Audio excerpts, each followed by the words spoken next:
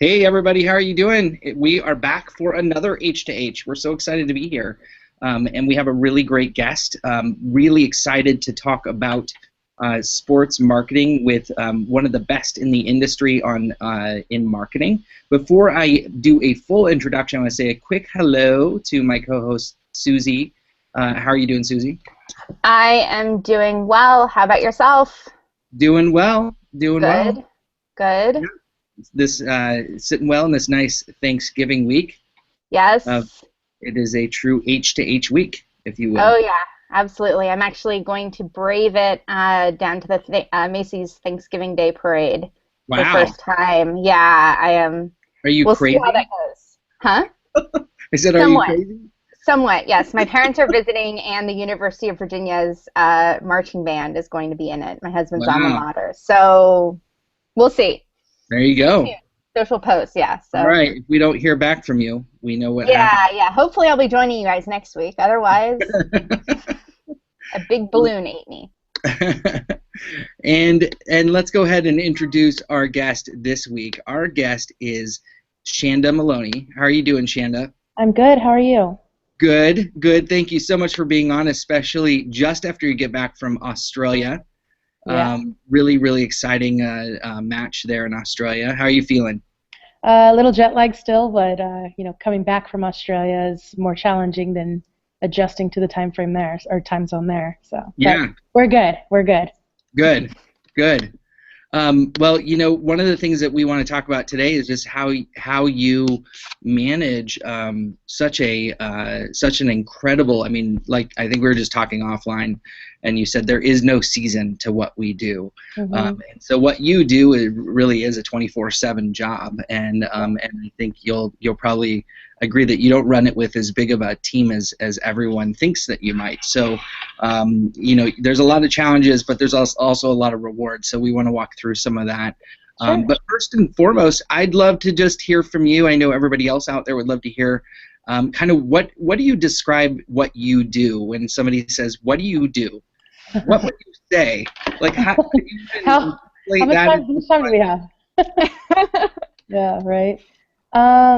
It's everything from coming up with the social strategy, the tone, figuring out what kind of pop culture events we want to jump into. Perfect example yesterday during the NASCAR race, we had Jeff Gordon it was his final race, and he's a big UFC fan. We have several athletes that are fans of his and of NASCAR in general. So we quickly reached out to a couple of our athletes, wishing him well. We posted that on our site. So Oh, yeah. not just keeping on top of our own events, which are nearly year round, but also looking at other opportunities for us to engage with other sporting events, with American Music Awards, or whatever the case might be. Yeah. We're overlooking almost 600 athletes Wow. and their social channels, and making sure that they're not doing anything that's inappropriate, or trying to give them some insight and best practices for their accounts. Holly Holm, who's our new champion, I spent the weekend with her trying to help her understand what kind of content to generate on her account, because she's fairly quiet on her social accounts. But now that she's a new champion, really got to help educate her on what to do. So we are the concierge team to the athletes as well as to our fans, and taking our fans behind the scenes, everything from the beginning of fight week to fight night, connecting with our fans, answering their questions, troubleshooting, how do you buy tickets, what time is the event. I mean, we cover everything. Wow. Wow. How do you sleep? No. Nope. And people can attest to that when you're getting emails from me at 3, 4 o'clock in the morning, and they're just like, "Oh, you woke up real early." I'm like, "No, I haven't gone to bed yet." So Oh, I can imagine. a lot of Um, times people ask, like, where are you based? And most people will say, "Oh, San Francisco, Vegas," and I'm like, airports, hotels. My stuff lives in Vegas, but I'm chatting you from a taxi right now. yeah, basically. How do you how did when you first uh, climbed onto this role, how did you view the role? Like, how do you prioritize? I mean, so that there's so many, as you just mentioned. Now you've got your hands in there. You kind of know the lay of the land. But how do you prioritize from the get-go when you're looking at so many opportunities, almost so much low-hanging fruit? Everything's low-hanging fruit in that, right? Is that right? Totally. We've got our top priorities, which are, Facebook, Twitter, Instagram are kind of the top three right now. But then there's always new emerging platforms. We've gotten involved in Snapchat. We just had a really, really successful Snapchat campaign wrap up in Australia. We had a Snapchat artist that took over the account for us and did a really great job doing some storytelling and trivia questions and doing some super rad Snapchat art. And then we did a Snapchat Our Story, which was one of the live stories that you could see globally, and performed insanely well. I'm not allowed to share the numbers, but it's like ridiculous. Wow. Then you've got new platforms like Blab, and what do you do on Tumblr? What do you do on Pinterest? Those two particular platforms we haven't done quite as much as we would like to, but those are going to be things that we're going to kind of start bringing back into our portfolio again. When I took over in 2010, we've actually been on social for much longer. We jumped into social very early, like 2009, I believe it was. When I came in, I kind of looked at everything that we were doing and analyzed what was working and what did our fans want. Because I think that there's a perception of this is what people want us to push out through social, and they, internally the company looked at it as a form of free advertising. It's like you don't have to pay for your traditional reach and your SEO and things like that. But I was trying to explain to them it is free, but it comes at a cost, right? If your fans don't care, then what good is that? Yeah. If they don't want to hear about a certain product or certain event or something like that, you just have to figure out ways to message it to get the point across to them. Right. So really what I did was I came on board and I started to analyze and study how we were creating our post, from the imagery to the links to even the copy itself. Things had felt a little bit more headliney, and I wanted it to be a little bit more conversational and open-ended questions and engage the fans to interact with us. Yeah. Huge difference in the engagement rates that we started to see on our posts. So is that a big metric for you? Absolutely. Engagement rate, Absolutely. One of the things that you basically keep your finger on the pulse against. Is that, would you say that's the biggest, or is there other? Yeah, that's definitely one of the biggest. We have this conversation all the time, and I spoke at the Lyft Social Summit in Seattle back in October, and everybody, we joked about people that measure their total followers, which I'm not saying it's a bad thing to measure your followers, and yes, absolutely, you want to have more followers, but at the end of the day, somebody could go out and buy the followers if they really wanted to. So if you have, 1 million followers, but less than 1% engagement rate, then what good does a million people do you, if they're not listening? Yeah. So we definitely look at our engagement rate. We want to make sure our fans are engaged with us and they are, interacting with us. And thankfully, we do have a very, very engaged community. So it hasn't been a problem, but we're always looking at, certain things that we do post about, especially if we're trying to figure out a way to involve a client into a post.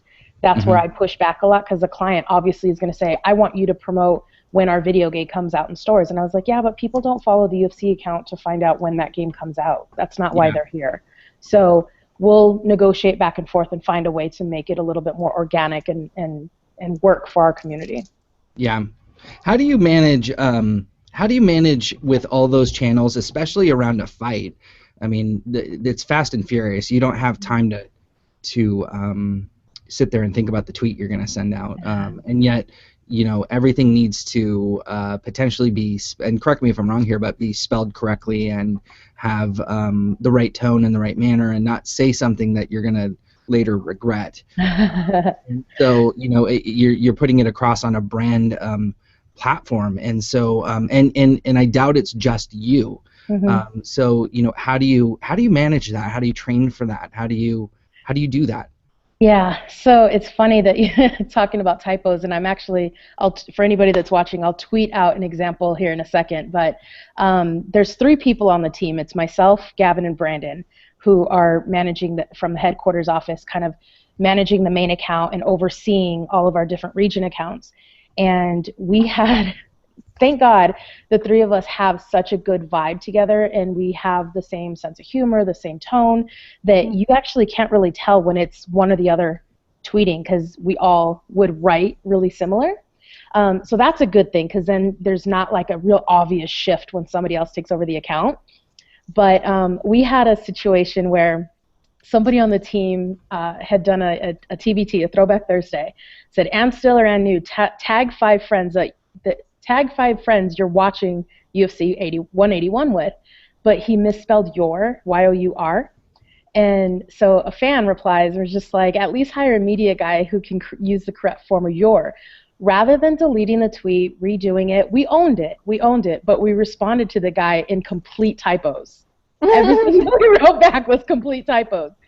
And then the guy was like, damn it, even when the UFC F's with you, you can't even kick their ass for it. Probably, like, and then another guy jumps in and was like, best tweet ever. So, we at least, you got to, yes, we're a brand account, but we humanized it and owned it,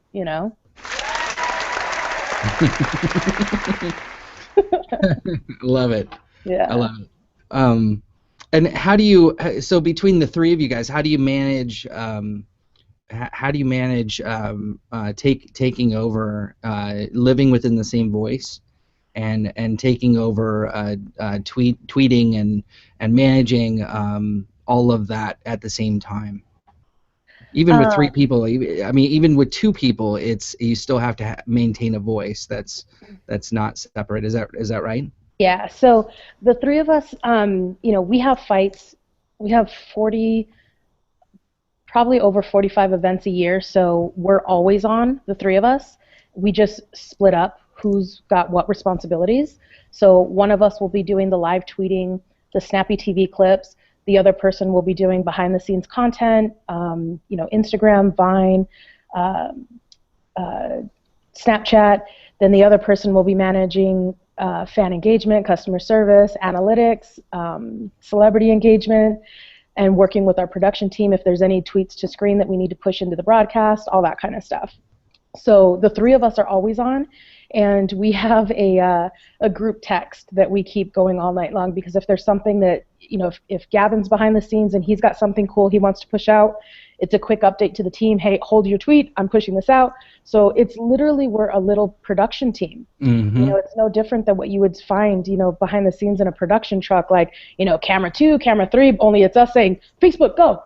Instagram, go. It's like, I have a Vine. I'll have to find the Vine, because it's just like we joke around in the office where we're just like, okay, ready, go, 3, 2, 1, damn, your turn. It's like, I mean, it's literally what we're doing. It's kind of ridiculous. So, but part of that is because you don't want to have, everybody just like jumping in and then posting the same thing at the same time, and again, different voices, and so we're pretty coordinated, and we always think about it. We're like, okay, if we ever bring in somebody else into this team, they have to fit so well what we built here. So that's interesting.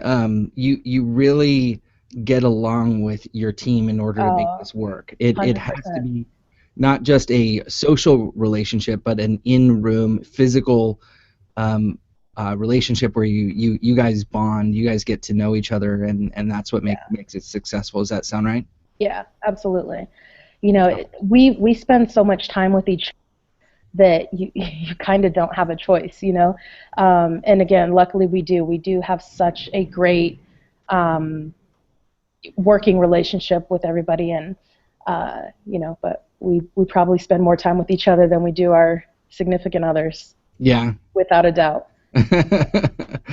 So maybe everyone can do like easier boyfriend or girlfriend swapping at the end. Because you guys all know. So how do you use what's your balance of tools versus the natural setting, Twitter, Facebook, and so on? Are you we've kind of talked about this a little bit, but for the sake of the audience, are you a tools person, or do you just like that natural environment of Twitter or TweetDeck, I should say. No, actually, I love tools, and probably I'm gonna say that, and then I'm gonna get 45 phone calls in like 20 seconds. Different companies. Don't sell Shanda, please, Hold after on. this comment. Don't call me until next week. I don't have time for that. I do. I really do love different analytics tools. Each of them have something a little bit unique.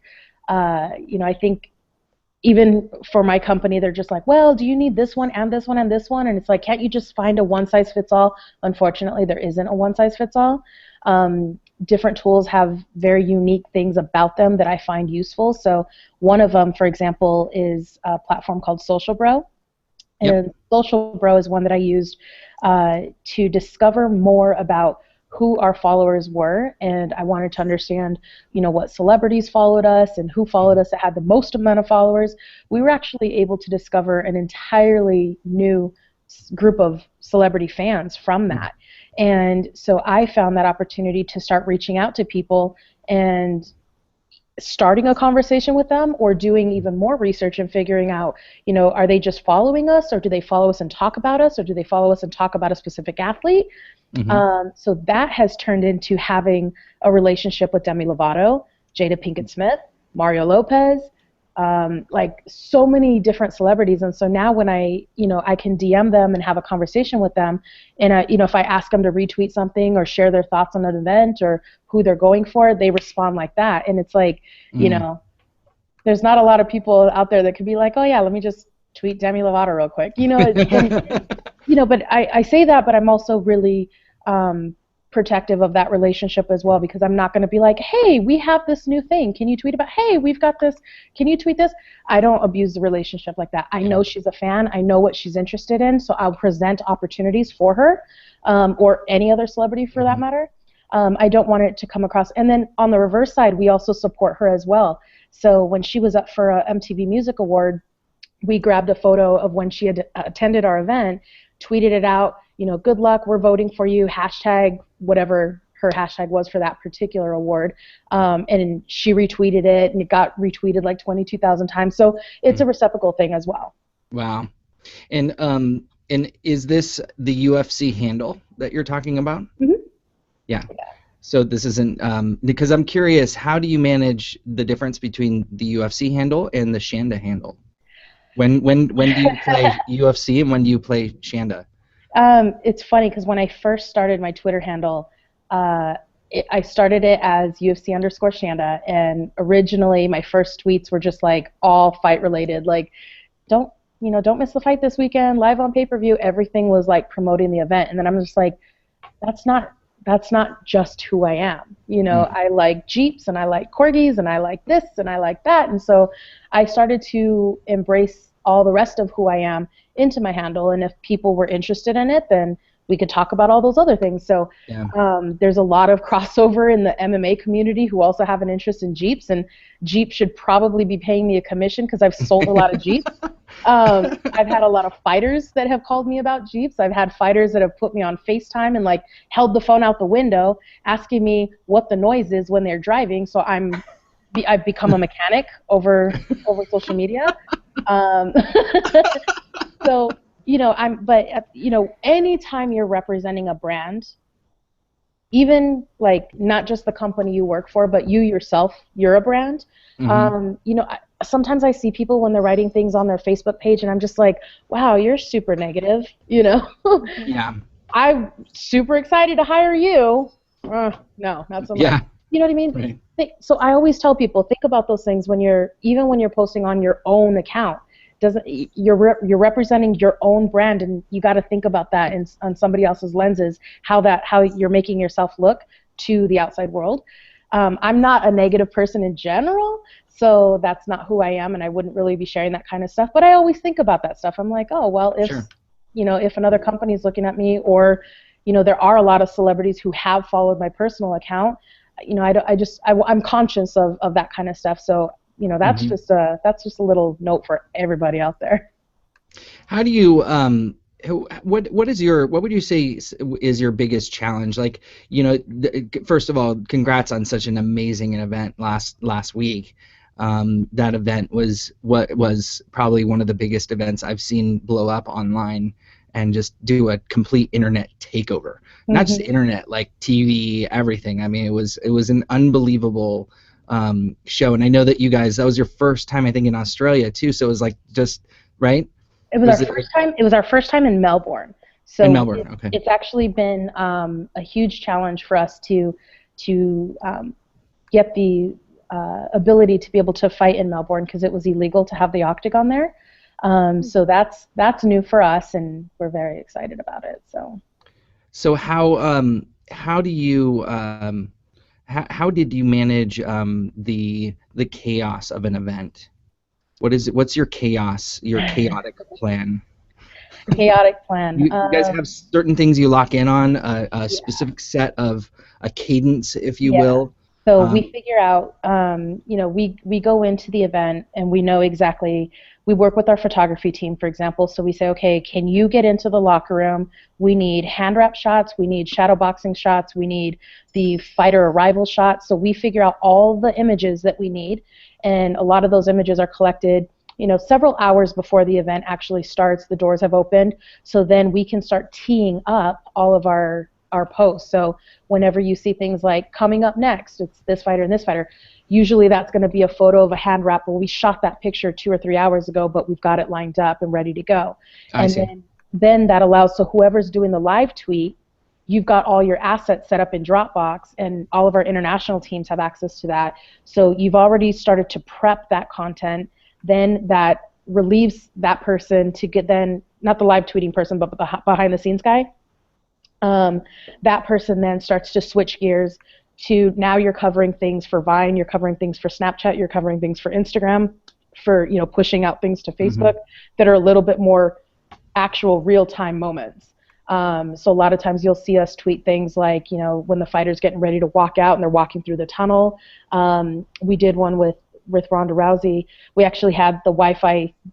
It was like 56,000 people in the arena, so the Wi-Fi was just not hanging with us. But going back to Ronda's last fight in August for UFC 190, I did a live Periscope broadcast as Ronda and Betch Carrero had both walked out of their locker rooms. There was a 5-minute countdown, and one girl's walking this way, the other girl's walking that way, but I'm smack in the middle, and so I'm just like this on Periscope, like, oh my God, this is so exciting. I had 17 or 18,000 live viewers, and I didn't pre-promote that I was going to be doing that on Periscope, because I didn't know what the Wi-Fi was going to be, if it was going to be able to handle it. Yeah. We were in Brazil, and so every time we're in Brazil, we always have internet issues. So I didn't want to get people amped up about it and have it not work. And so I was just like, all right, let's try it, and it worked, and it hung in there, and 17,000 live viewers. I mean, oh man, I think Periscope sent us a note, and they were like, that's one of the best Periscopes we've ever had on the platform. Wow. Yeah. Oh man. So that's phenomenal. So when you're looking at the event night, we've basically divvied up who's handling which platforms, and then as a team, if there's things that happen throughout the night, we're making sure we're on it. So Ruby Rose showed up to the event, so I ran out from backstage, and I had my Twitter mirror, and I had her do a quick photo, and she autographed it, and we pushed that out, and then I ran backstage, and then I'm with the athletes. So all the athletes that won, they come and they do their victory photo with our photography team. Well, then I run in there with the Twitter mirror, and I have them I gave them the option. I'm like, you could do a photo, you could do a video, you could do a GIF, and so they all wanted to do a GIF and like kind of do their dancing. So that one was a lot of fun. So we've just kind of, between the three of us, we kind of just have to divide and conquer, who's taking what platforms and then what specific content. Yeah. That's awesome. What would you say is the most challenging part of your job? What if you could solve something or wish that something could be solved, what would that be? Or maybe it's a couple things. Well, we can't change the schedule, so we're a year-round. We're year-round. We don't have a season, so we do work pretty much every single weekend. So we're kind of a 7 days, 24 hours, 7 days a week. operation. Again, we're a small team of people, so we don't have a lot. If you wanted to be able to be like, oh, well, this is the event team for this weekend, and then kind of alternating the groups, we don't have that currently, which would be nice, but hopefully we'll get there. Even if you do have an off weekend where there's not a UFC event, there's usually going to be something else going on that we have to be a part of. So, for example, we have a product called Ufc Fight Pass, and basically it's like the Netflix for fight fans. So it's a subscription-based model. We have live events that happen on that platform. We have our fight library, but we also have purchased the distribution rights to other MMA organizations. So, groups like Invicta, that's the place where you're going to watch all the Invicta fights. So if it's not a UFC fight weekend, it's probably going to be another organization's fight weekend that's on our platform. So we also have to kind of be on for that. From engagement, we do snappy clips and highlights from that, and then also from a customer service standpoint, in case people are having a hard time figuring out how to log in or how much it is and all that kind of stuff. So we're on for that as well. So. What about localization? You guys are all over the world, and being such a small team, is that challenging, or do you find it that you have such rabid fans that it's not really a big deal? I mean, both. Yeah, the answer is yes to both.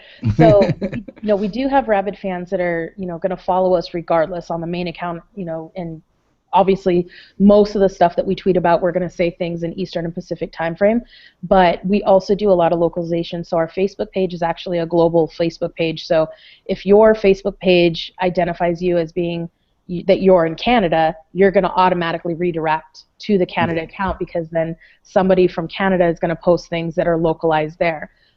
We'll create some content, and then we'll share it with the teams internationally and say, okay, localize this when you publish it, or translate this into French or Spanish or whatever, and get that posted to the account in language, so that we are speaking to our fans globally and in their language, and in their time frames and time zones and all that kind of stuff.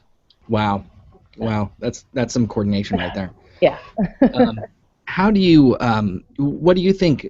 What would you say is coming for you? Like, what would you love to do to test more, to have more? Is there anything else that you haven't done that you'd like to do, that or that you see coming, and you would really love to be a part of the trend? Well, one of the things that I am working on right now is coming up with a social concierge platform, basically. I've been working with a guy, Joe Scott, and he has managed the concierge for the Super Bowl for the last several years. So we've been partnering together, because there's a lot of things that we can figure out from an FAQ standpoint. We can build out things that are pretty standard, but then there's other things that we kind of have to wing it, because it's going to be different from event to event. But what we want to be able to do is we want to be able to be the resource for people. So, when people come into Las Vegas for International Fight Week, which is every July, we want people to land in Vegas and start talking about that they're here, they've landed, they're excited to be here, what's going on today, and we want to be the resource to tell you what events are happening today. We want to point you to if you're still looking for a hotel, we're going to point you to some of our hotel partners, we're going to point you to some of our commercial partners for a good margarita, whatever the case might be. We want to have a team of people that are there and going to interact with our fan base, because they've come to Las Vegas for us, and we want to make that the best experience for them, and give them if you want to go to a pool party, if you want to hang out with fighters, if you want to hang out with the Octagon girls, if you want a good steak, here's all of your options. You've come to Vegas for Fight Week, we've got you. So that's something that we're working on. So that's quite an overtaking on that front. That's cool. Yeah. So, that's great. Yeah. Yeah, go ahead. Also, just working on, I would love to set up a team that I would just kind of call them social producers, because there's so many different moments that you can take on social media and create, some viral vines and just some other stuff that's happening in real time. I happened to find a clip of Rashad Evans scaring the crap out of Michael Bisping, and I found it on his Instagram. And I repurposed it and I put it into Vine, because everything's funnier on Vine when you can loop it, So I took his Instagram post and then shortened it up for 6 seconds, put it on Vine, posted it, and of course we got, 10 times the engagement on our post than his original post, but just having somebody that's available online all the time looking for those different things. That particular post I really enjoyed because it did humanize the fighters. Mm-hmm. That's one of the things. Where's my noise? That's one of the things that I've been working on quite a bit too, is that I want our fan base, whether you're a hardcore fan, a casual fan, a fringe fan, trying to get people to understand who these guys are outside of the octagon. Yeah. And I tell the fighters this all the time when they're like, I don't know what to post. And I say, what are the things that you love outside of fighting? So more people will understand and be able to relate to you as a father, as a brother, as a, whatever, than they can a fighter. Most people don't know what it's like to fight in the octagon for 25 minutes, 15 minutes, or whatever it is. So humanize yourself and I want to know a little bit more about who you are. And that's how you get people to start being invested in you more as a person. Have you, so you're dealing with a lot of athletes, and the athletes themselves are having a problem with personal branding, obviously, learning how to brand themselves. Do you do training courses and classes, and what's the, what do you provide them with? How do you help them be better personal branders? Yeah, so we host a UFC Athlete Summit. We've done 2 of them this year, and we bring in about 40 to 45 fighters at a time.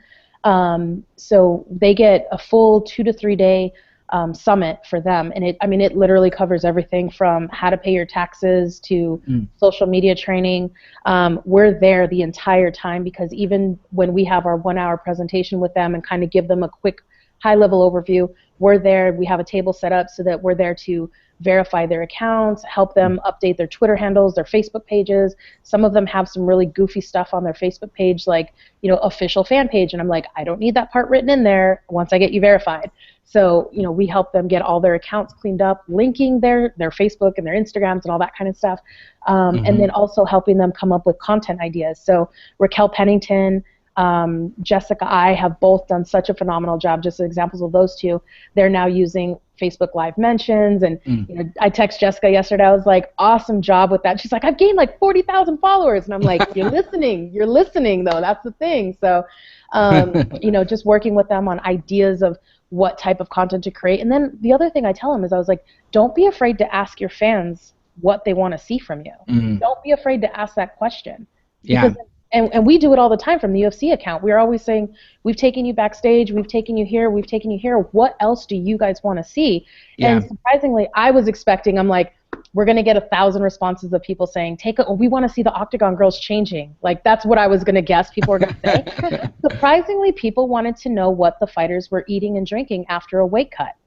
And so we were like, we would have never, once the weigh-in happens, we're like on to the next thing. And so we're like, oh, okay, well, let's just stick around and let's follow them backstage and let's see what they're hydrating. Is it coconut water or whatever it is? So so that gave us an idea for another content opportunity. So. Oh, that's great. That's great. Oh, man. Well, there's so many more questions, but I'm going to pass the baton here over to Suzie, who's going to take over with questions from the Twitter feed, which, by the way, is going off. I'm noticing. Awesome... I'm trying to respond to people, but I'm paying attention. No, that's good. That's good. That's all right, because Susie's going to actually take those questions that have been asked and ask them now. So you'll get a chance to actually hopefully ask most of them. But we can jump back on Twitter a little bit later, maybe right after we get off and answer a few more. But I'll pass it over to Suzie. I may jump in from here to there, but I wish you thank you so much for the first half of this, and good luck on the second half. Thanks. Oh, this is great. As a social strategist, I'm like writing stuff down. Okay, this is a good tip. This is a good tip. Note to self. This is awesome. Thank you so much. And our community is going crazy. So, guys, I'll put out the general call. Please keep tweeting in your questions. I am following. I'm still following the flow here, and I'll pull them in and throw them at Shanda. So let's get started. We'll go ahead, and I want to start with a question from J.S. Gilbert. And I think it kind of relates to some of the last things that you were talking about. He says, do you have to put training wheels on your fighters or employees with regard to what they can do and can say on social media? Sometimes, yes. There are some athletes that that probably just shouldn't be on social media at all. So I've had to have that real tough love conversation with them and, explain to them that it's not just about what they've written, but it's how they're representing, again, themselves and then in turn representing our sport and our brand. So there's a couple of people that I have to work with on a little bit, tighter leash than others. Even internally with employees, I had an example of an employee that had posted something on their personal Facebook page, and I, from Australia, had to text them and just say, hey, I realize that this is your personal page, but it can be misread, and you probably have clients that are also on your page that do business with us, and I would just rethink that post being up there. And she understood where I was coming from, so it got pulled down. But one of the things that we're going to be doing internally is, and I've talked to Bryan about this, is setting up some social media training for the staff members, and just again understanding that they're representing themselves as a brand, but also a reflection of the UFC as well. That's so interesting. I like that a lot. I like that as opposed to just terms and conditions, right? Like this, it's actually getting that buy-in. I feel like that's super important. So this actually kind of ties into Nikki has a whole bunch of great questions. I'm going to ask this one. She says, I feel when I live tweet about UFC, there are more trolls than usual. How do you teach the fighters to deal with them? I feel like this is a huge issue. Yeah. Absolutely. We actually, the current season of The Ultimate Fighter that's going on right now on Fox Sports 1, one of the cast members, was just getting attacked by trolls on Twitter. And the guy wanted to sit there and, fight back with them and banter back with them. And then almost to the point where he wanted to do something like a retaliation, telling the guy, well, show up to the gym. And I'm just like, hold up, like literally had to talk this guy off the ledge. And I'm like, there's the mute button. Let's use that. Because then the troll doesn't know that he's muted them. If you block them, the guy's just going to set up another Twitter account and come at you again. Right. And I told the dude, I literally talked him off a ledge. And I'm just like, here's the thing, is it's not worth losing your job over at the end of the day. This guy has no idea what it's like to train and to be in your position. And even the fact that you're here is more than what many people who are trying to get to this point in their life and their career, you're further ahead than they are. So let it go. Just let it go. But it's hard for these guys when they get amped up and you get somebody that's just egging you on constantly. I'm like, use that mute button. Use the mute button. I love that. So how do you guys deal with it as a corporate handle when you get trolled? You ignore it? Sometimes you might have a good one-liner to come back at somebody. Like we had done a fight clip highlight on Facebook, and I can't remember what fighter it was, but somebody had responded on Facebook and was just like, that knockout sucked. And then we responded back like, oh, well, we were going to post your fight highlight, but you don't have one. Nice. So, we might just kind of banter back and forth with them a little bit, but it's just like, I think we're probably a little bit more edgy than other sports, but we also know when it's crossed the line, and so we might have that conversation internally and decide not to post something, but, we do like to have, like, fun banter back and forth with fans, but not to the point where we would insult them or anything like that. But, unfortunately, it is something that you just have to have tough skin and be able to ignore. We do use our filters on Facebook, so we are trying to block out a lot of that stuff of being visible on the page, just because we're a sport that anybody can watch. So we've got a lot of younger kids that are practicing the sport and following it. So we don't want that stuff showing up on the page for them either. I like that awareness of that aspect. I feel like a lot of groups, teams, brands even aren't necessarily thinking about that. I like that. Okay, so let's ask a question from J.S. Gilbert here, and I've gotten a few different versions of this, which is, how do you shift the kind of marketing perspective of, we need attendance, we need revenue, we need, sales bottom line, to social media, and then kind of back again. So maybe your offline online interaction, how does that all play together? Basically, from how do we monetize from social? In some way, yeah. In some ways, I think that's the question. Yeah. So how do you take this and in some ways, I think I would maybe reword this and say, how are you measuring your ROI when you report to your stakeholders, for example? Yeah. Well, we do look at a couple of different things. So one, just when we're able to look at our Twitter trends, and we're the number one in Twitter TV ratings with from the Nielsen data. I mean, that obviously we did our job from getting enough people to talk about our event and tuning into our event. That's always exciting for us, and especially when it's a pay-per-view that's outperformed live free TV. That's fun. But we also I do look at things where we can drive revenue. I am protective of our account being a constant, like, buy this, order this, but finding ways to, again, looking at that social concierge opportunity. If fans are asking, where do I get that T-shirt, or how do I get a replica belt? Obviously we want to point them into the right direction and link them right to that product.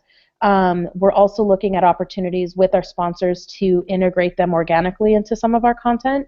A lot of times we're looking at different pieces of assets that we have, and we're just like, oh, this would be great for this client or this client, and that works better for us and for our fans than it does if I'm just to say, go buy this product, and like our fans would be like, why am I hearing this from the UFC account? But we like to try find a little bit more organic way to bring that into the fold with what we do. And then, we're really proud of the amount of revenue that we have on the books right now that have come from social. I'm really proud of it. I can't share the number, but I'm very proud of that number. So let's kind of go into that. How do you track the revenue? And what do you? So you mentioned engagement. I am completely tracking with you on that, by the way. Like, so that's so essential in my opinion. But how are you measuring that, and then reporting it to your stakeholders and saying, this is how we demonstrate our revenue? Sure. So one of the things that we've done is we've worked with MVP Index, for example, and they have done an analysis on the value that we brought, either through certain partners that we've worked with, or from our athletes. So there's a evaluation that they've put together for us that approximately what each tweet is worth and what the total estimated value of the social campaign has provided. And we actually, I think we're going to have something in the Sports Business Review Journal, or Sports Business Journal, either this week or next week, specifically around the Reebok stuff. So awesome. Yeah, so there's a couple of different things that we do provide to the executives, and then we're constantly working with them to figure out, is this helpful for them to understand, or is there a different way that they would like, or something else that they would like me to bring into the fold with it? So it's a kind of an evolution process on reporting that stuff and figuring out what they want to see. Yeah, I can empathize with that. I like that.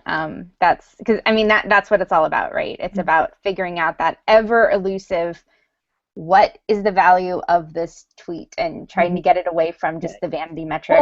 Well, and also, like, I can give you an example of when I was in Brazil for Ronda Rousey's fight at UFC 190.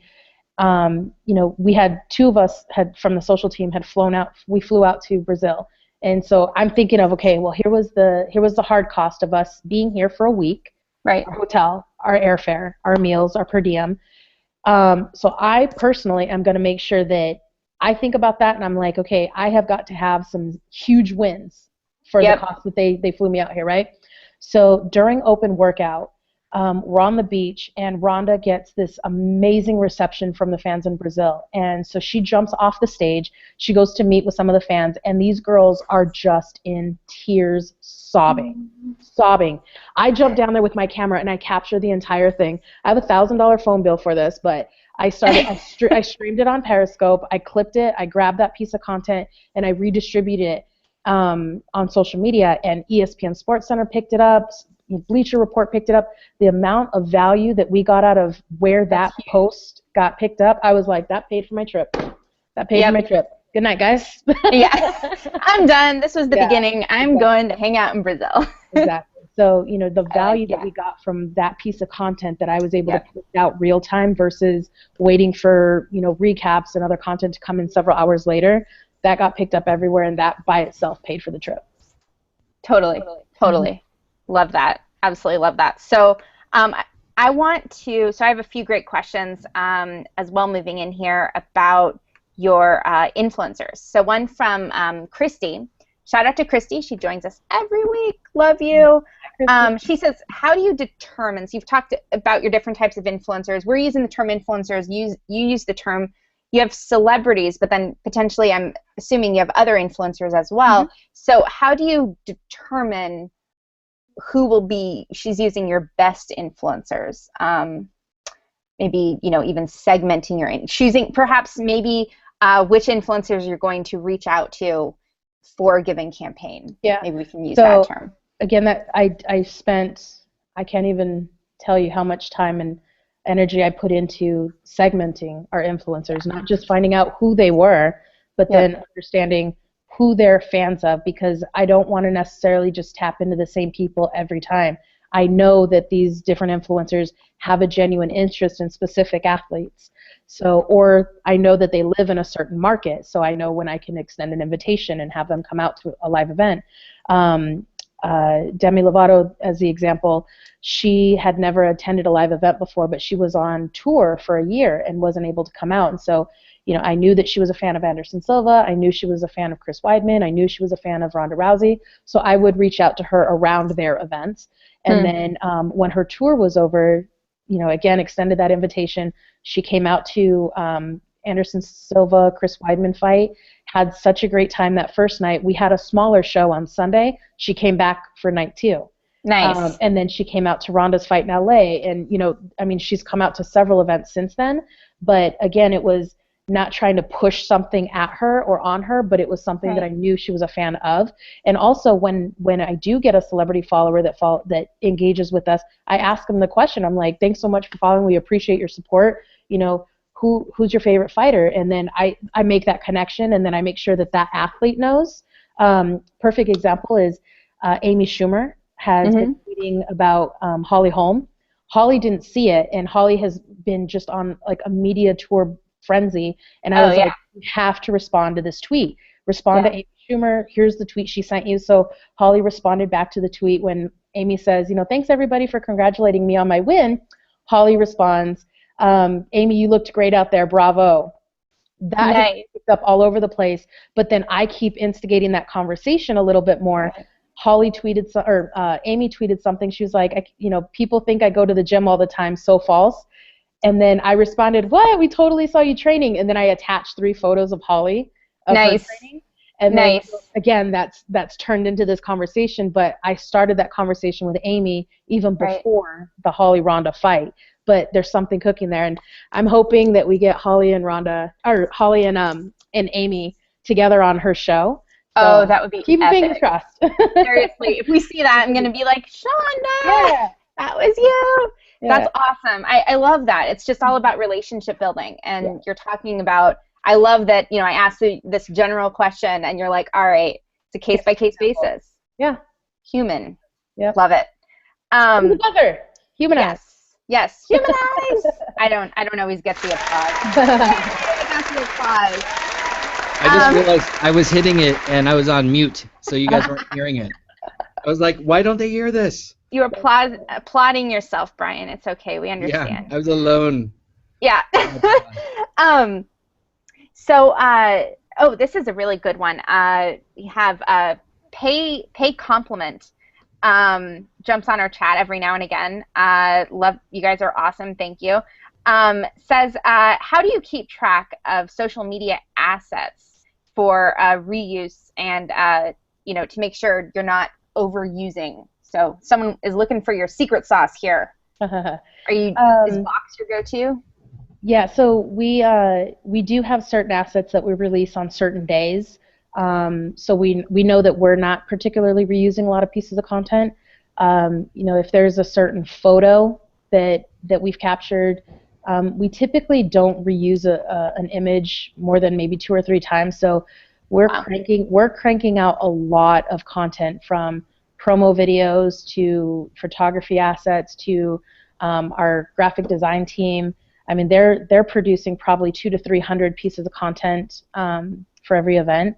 It's a lot. We actually, in the Las Vegas Business Review Journal, just had an article about all the production that we do in our team here. I mean, we're for it still being a small team, we crank out a lot of amazing stuff from this group. So really kudos to the entire Zuffa organization for everybody that's so hardworking here, because you would easily think that there's probably thousands of people that work here, but I mean, we're like maybe 300 people total.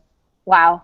Yeah. Wow. That I'm like having a hard time. I'm like feeling the panic just thinking about that. That is insane. It is. So let's start. Let's say. I mean, I'm looking through. I'm mindful of the time. So Top Cat wants to know what was the last method you used to engage or attract non-sports fans? So broadening your community, right? So we've talked about doing the community research and saying, okay, who are my existing community members? What about bringing in a new segment? Right. How do you go about that? And part of that, even working with some of our celebrity fans that maybe not necessarily have an interest in the sport in general. So, if we do know that we're going to have somebody like, Liam from One Direction at an event, that brings in a whole crazy rabid fan base from One Direction, but he was at our event and people were tuned in. They wanted to see him on TV, but they're being exposed to our event because they're like literally screenshotting their television saying, oh, he's sitting right there, behind Joe Rogan or whatever. So there's ways for us to engage with our other celebrity fans and getting their fans to cross over because they want to see their favorite celebrity on TV and in a different space than being in concert or something like that. Even things like when you have one of our athletes on Kelly and Michael or on The View or on Jimmy Kimmel, we're listening and we're seeing what the fans are talking about because, again, there's Jimmy Kimmel or Kelly and Michael, they have their own subset of audience that are very engaged with their show, but I want to know what they're saying about our athlete that's on their show, so we'll start jumping into conversation there where people might be saying things about, how nice and humble Holly is, and so we make sure that we jump into that conversation or things like that. So our ears are always turned on, really. Yeah. That's awesome. So then I want to end this with a few secret sauce questions. So what is your go-to listening tool? What are you using? Are you doing TweetDeck, Hootsuite, something else that gives you alerts? Simply Measured is one of them that I use from an alert standpoint. So I have certain keywords or certain athletes that I set different parameters up for, whether it be a certain clout score, a certain follower count, percentage of increase in topic conversation. I have those turned on for certain people or certain keywords. I also use Sysomos is another one. So that one I love to be able to, if I'm trying to do some research on a certain athlete or an event, and be able to go back in historical data and figure out like, oh, this person popped up that watched that fight. So next time that fighter fights again, I know to reenact or re-engage with this group of influencers. Right. So I've got Social Bro, Simply Measured, Sysomos. Lots of S's. Yeah, I never thought of that before. There's so many S's in the tools. Yes. So, dear tool people. Right. Please find something not with an S. Yes. Although, you're Shanda, I'm Suzie, so S, but still, that's a little weird. I just noticed that. So Simply Measured, Social Bro, Sysomos, love those. Any others? Nuvi, we've been doing some tests with. They're really cool. Greenfly is one of my new favorite apps that we're doing. So when I was talking about the Jeff Gordon content, Yeah. Greenfly is an app that we've just started onboarding, and I jumped into it quickly. I had looked on, I had forgotten all about that race was happening, and that it was Jeff's last race. Other sport. Yeah, so I jumped into Greenfly, and I said, to the fighters, I said, if you're a NASCAR fan, we'd love to get you to, wish Jeff well in his last race. And there were a couple fighters that were genuine fans, and they popped open the app, took a video, submitted me the video. I stitched them together and pushed that out, and they were really excited about it, because we're not going to force the fighters. If they're not genuinely interested, they're not going to contribute it. But I was giving them an opportunity. Otherwise, I was just going to tweet something from the UFC anyways, but I wanted to give the athletes an opportunity to be a part of that if they had wanted to. Right. I was going to ask you a question about that. Whether or not you asked the athletes what they wanted to post or get engagement from them, or how much of it was just you broadcasting it out. So is that something you tend to do? Open it up? Yeah, especially if we want to have them, if we're giving them like kind of a thought starter for something. So Mother's Day and Father's Day, we'll send everybody a quick note and just say, hey, if you have a favorite photo of your mom or dad that you want to share, use hashtag UFC mom, UFC dad, whatever it is. Because sometimes they're just not thinking about it, and I'm like, no, this is a way for you to be a part of the conversation. So yeah. I love that. So I want to end on a question about your personal branding. So we have a lot of awesome people on this feed who, great job in social, all these different things, but they are always looking to do the next thing, right? Mm-hmm. So what is your go-to tip if someone comes and says, Shanda, love what you've done with your stuff, I want to build up my personal brand, what should I do? I think in the space of social, we're all kind of pioneers in the space, because it's not like the old school days of marketing, like here's how to do direct mail, here's how to buy a print ad. This space changes by the minute. And the thing that I would say is, don't be afraid to test new things. I mean, I can't even tell you how many test accounts and dummy accounts that I have, that I might just test something to see how it lays out. Then I might try it on my personal account before I roll it out to the UFC account. But don't be afraid to try something new. Don't get stuck in a box of, well, this is what we tweet, and this is going through the checklist of, this is what we do every event. We're always pushing the limits here. We've done some funny viral videos with our athletes, some that I think were awesome, and some that I was like, maybe not the right person for that piece of content. But I encourage my team to think outside the box, and trying new things, and trying new tools, and trying new platforms, and trying, maybe let's make this a video instead of a photo, or a GIF instead of a, whatever. Yeah. So that's one of the big things, is just don't get stuck in a box, and don't be afraid to always evolve. I love it. That is awesome advice. So, well, thank you. It has been an absolute pleasure. I will turn it over to my fabulous co-host to wrap it up. Thank you so much, Shanda. No problem. Well, this has been fantastic. Thanks so much for doing this. I really appreciate it, especially on the tail end of such a big fight and travel. We're totally excited to have talked to you today, and I also know that everyone else out there has been excited. We've got a massive amount of tweets. It's like a stock ticker going through, and I know even there's some questions we couldn't get to, like Bryan Fanzo has a couple out there that we couldn't, unfortunately, we couldn't get to, but I'll respond. He always has some questions. So, and of course he spells his name wrong, so you don't have to respond to them. But everyone else, everybody out there is totally appreciated. Thank you guys for joining us again today for an awesome H2H chat. Shanda, once again, you knocked it out of the park. You knocked it out. Nice. See what I did there? Yeah. So, this is where we go like this.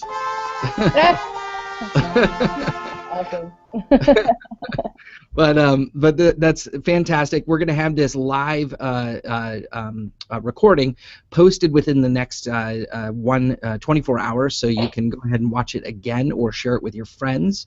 We will see you again 1 week from today. Suzie, remember, do you know who's on Monday by chance? Yes. we have, you are totally putting me on the spot On the spot. here. Yes. It's me again. Absolute fabulous guest who I will remember in just a second.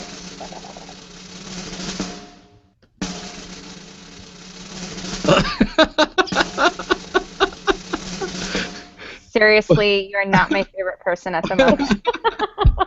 All right, all I have coming up is Shanda. How's this? Stay tuned to H2H. We will tweet it out when I find through my email inbox who we have next week. I know his name. I can't pronounce it properly. It's Drew, right? It is Drew Nizer. Drew Nizer. Yes. Okay, brain worked. All right, and we're so excited to have you, Drew. So excited. Drew Nizer, who wrote the book and he collected, I think it was 25 CMO interviews, Chief Marketing Officer interviews, and built a book around all of his interviews that he turned into Fast Company articles and all kinds of good stuff. So definitely tune in for that. Sorry to put you on the spot there, Suzie. And I do remember the periodic table of elements for the CMO. There you go. Yes. There you go. So thanks, everybody. We'll see you again next week. And Shanda, make it a great Thanksgiving and a great holiday, and we'll see you again soon. Thank you, guys. Take care, guys. Have a good week.